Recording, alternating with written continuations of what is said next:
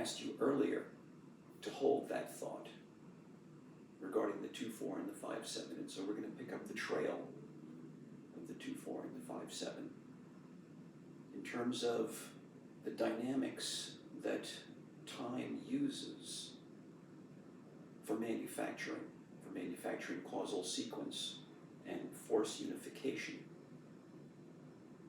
Now 2-4 and 5-7 can be split from the number 8-1. And what happens is that when a quantity is split, oftentimes the parts will then be put into sequence or concatenated. So then you have 2-4-5-7 as a number, which just happens to be 1 divided by 407, where 407 is 11 times 37, 11 being period 2 and 37 being a period 3. So you have these elements that are perfect for dividing into 6. There are other beautiful things about the number 2-4 and 5-7. When you multiply 2-4-5-7 times this very special symmetrical value for the Coulomb constant, 8991, which happens to be 9 times 999.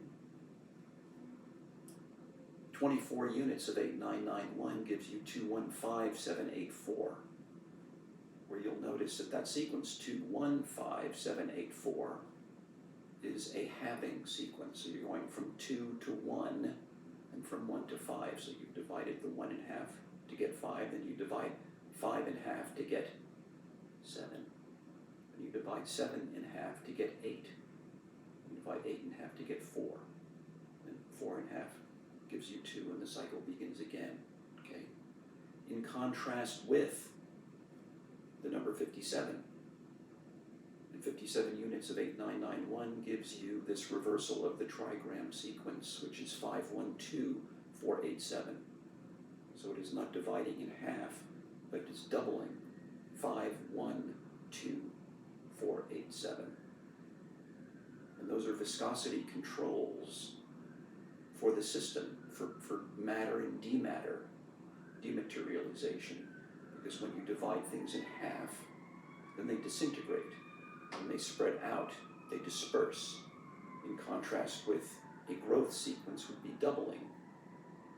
So because you could say that the strong force is a doubling force, or a growth force, in contrast with the weak force, which would be disintegrative, which is decentrative, you can unify the strong and the weak together through SU2 times SU3.